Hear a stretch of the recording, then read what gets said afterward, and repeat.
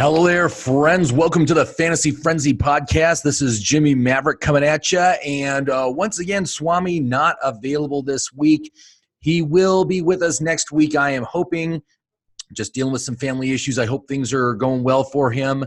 But I wanted to just say, hey, if you're listening, welcome to the show and welcome to the playoffs. That means you probably made the playoffs.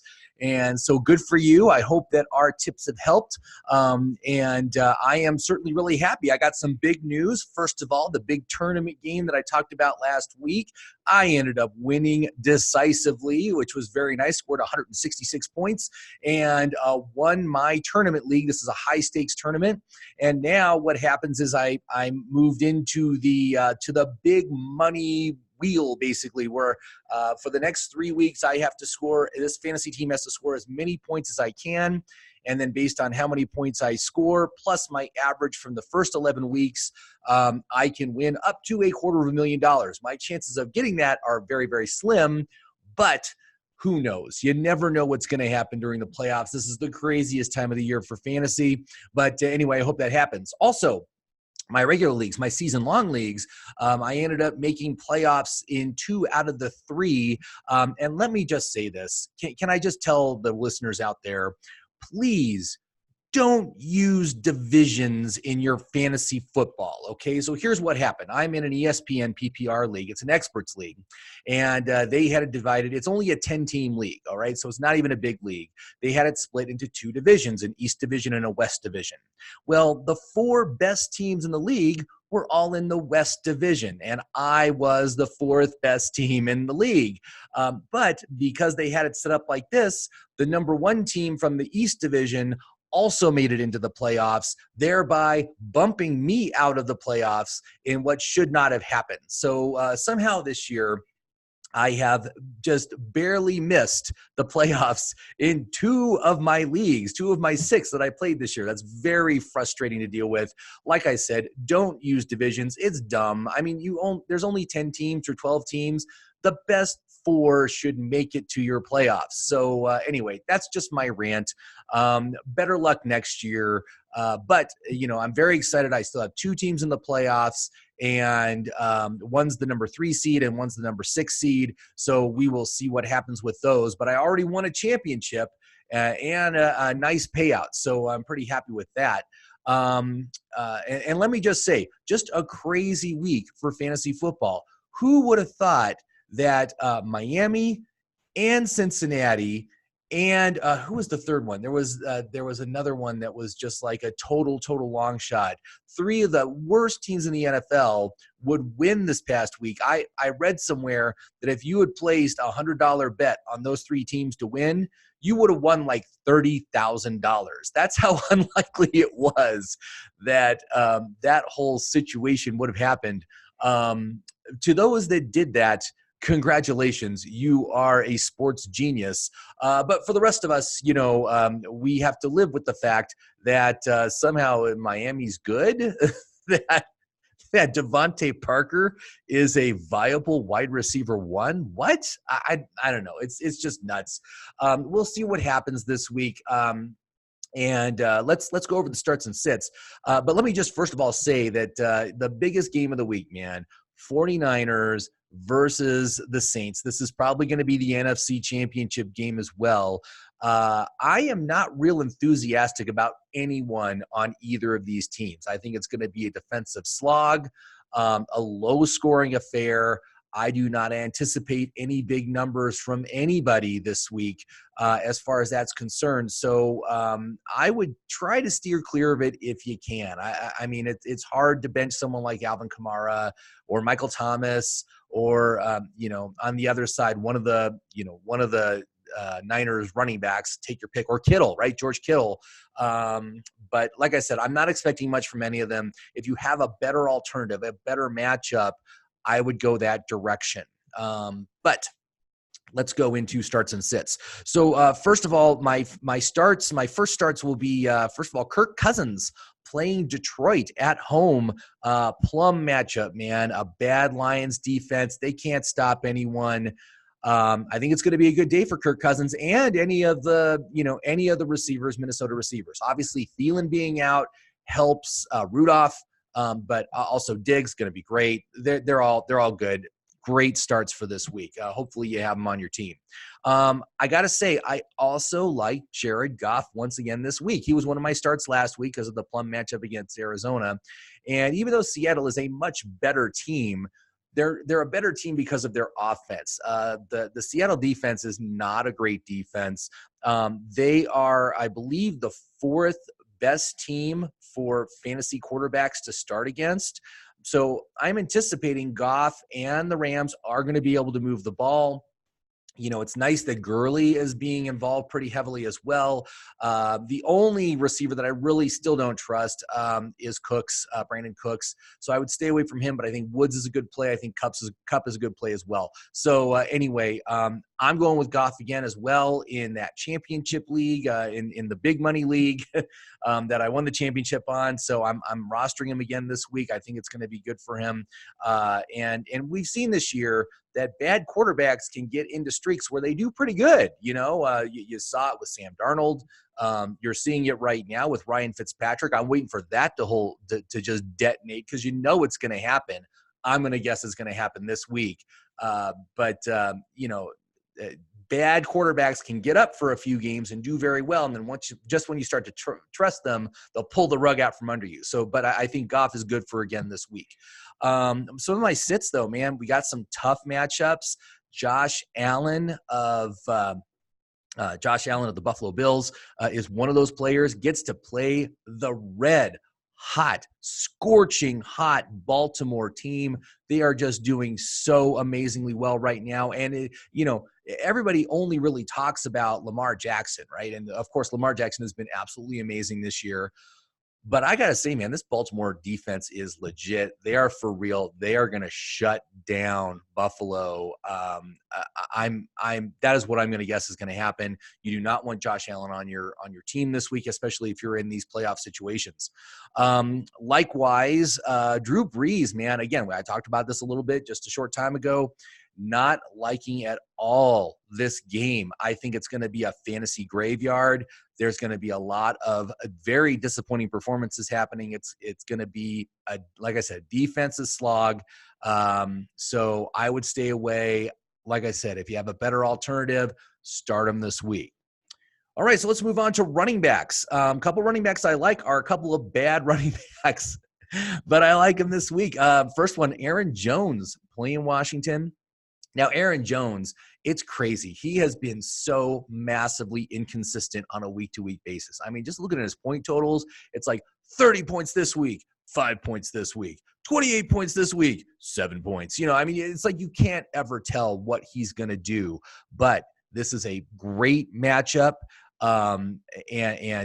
Obviously I think it's going to be also a great game for Aaron Rodgers. So Aaron Jones is a great start this week. I think he's going to do just fine. Likewise, I very much like Devonta Freeman this week. And Freeman, of course, has been one of the biggest busts of this fantasy season. And he just isn't the same player he was a few years ago. I said that from the beginning of the season, but, like I said, I think Freeman is a start this week. I think he's going to do great. They're playing Carolina. Carolina cannot stop the run. Look at what Washington did to Carolina last week with Darius Geis and Adrian Peterson both posting a monster game. I think Freeman is going to be a very good choice this week, so I would love to start him as well. As far as sits, boy, talk about the sophomore slump, man. You got to be careful, man. Anytime any rookie player has a fantastic season, there's always regression in the second year because the expectations get to be so high. Those players get bid way up the draft board. So you know who I'm talking about here. I'm talking about Saquon Barkley, the number 1 overall pick in fantasy this past year, has just had a really disappointing year. It's nothing at all like what he did in his rookie season. And I think, again, it's just a lost season, but now they got to play Philly. They're at Philly. Philly's defense, rock solid against the run. I'm thinking he is just not going to be able to do much this week. So do not expect any sort of grand performance. And, that whole Giants offense is just a mess. Ingram is still out. I don't think he's going to be back this week. So Barkley is a sit for me. Also, going back to the Baltimore-Buffalo Bills game, man, Devin Singletary. Singletary actually has a brutal playoff schedule because not only does he have Baltimore this week, but he's at Pittsburgh next week and then at New England for your fantasy championship. If you have him on your roster, I think you might be set for an early exit unless you have a decent alternative. But let me say for next season, man, I like Devin Singletary. I think I like the Buffalo Bills in general next season. And, there's an impending retirement of Tom Brady, which I'm pretty sure is going to happen after this season. That's going to open up the whole NFC East. Bills are definitely the next best option in that division. And I think they're a playoff team this year. But, boy, these next 3 weeks are not going to be easy for them, and it's not going to be good for fantasy. So we'll see what happens. Now, let's move on to wide receivers. A couple wide receivers I very much like. Courtland Sutton, who has just looked amazing this year. The fact that he's on a bad offense with bad quarterbacks all around. I mean, he started with Flacco, and now he's with Locke, right? Sutton has been able to do some amazing things despite the quarterback play. And this week they play at Houston. And, I think he has limited upside, but it's a nice matchup. I think he's going to be very productive, especially in a PPR type setting. I think he's a great start. So Courtland Sutton is definitely there for me. I also very much like Alshon Jeffrey, man, playing the Giants. Nice, easy matchup there. Alshon got like 11 targets last week. There's really no other receivers on Philly right now. Of course, there's Zach Ertz and Dallas Goedert, but there's no other receivers. So Alshon is kind of the de facto number one guy. I think it's going to be a good game for him. So I would definitely start him as well. Now, as far as sits, boy, this is a hard one for me to say because I'm needing this guy this week. Tyler Lockett, Seattle Seahawks. The dude has registered 1 catch in the past 2 weeks, got a 0 last week. Boy, I do not know what's going on. Apparently he was dealing with an illness. Next week, you got to hope things will be different. They're playing the Rams, though. The Rams have a really good D, especially against the pass. It is just really hard for me to say to go ahead and start him. I don't think you can count on him right now, especially when we're talking the playoffs, man. I am not looking forward to having to start Tyler Lockett. So I am looking at alternatives. My alternatives aren't much better, though, as far as upside. We'll have to wait, and I'm going to have to wait to see until later in the week if I can, if I have another option here that I could put in. But that's a bad situation. Likewise, I don't like Michael Gallup at Chicago, man. Chicago is the 5th toughest defense against wide receivers. And what they've tend to given up are big splash plays to the number one. So I think Amari Cooper's fine because I think he could probably get a big catch or two during the game. But I think Gallup's going to be locked down. Likewise, Cobb, not a good choice this week either. So I would tend to stay away from those guys and look elsewhere. Let's move on to tight ends. So, boy, I got to say, man, Jack Doyle, fantastic last week with Ebron out of the picture. They get to play Tampa Bay, the most generous defense in the league. I mean, this is a perfect matchup on a critical fantasy playoff week. Definitely start Jack Doyle. And Darren Waller too, man. Waller, I think they're playing Tennessee.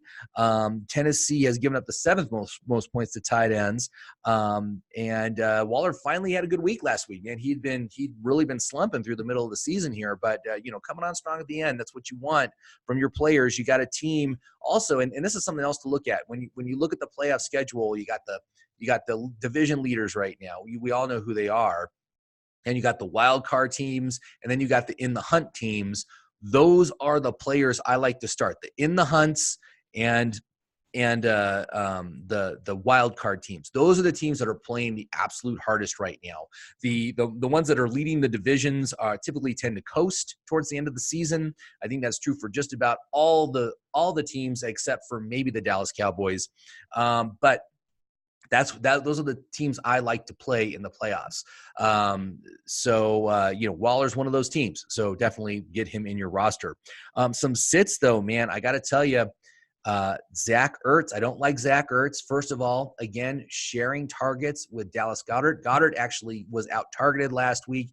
This is a systematic problem, more so than the matchup. I mean, even though the matchup's pretty good, New York Giants, but I think that's really going to split his effectiveness. Alshon Jeffrey came on, so I am not looking for much out of Zach Ertz this weekend, and I would stay away from him if you can, right? If you have a viable alternative.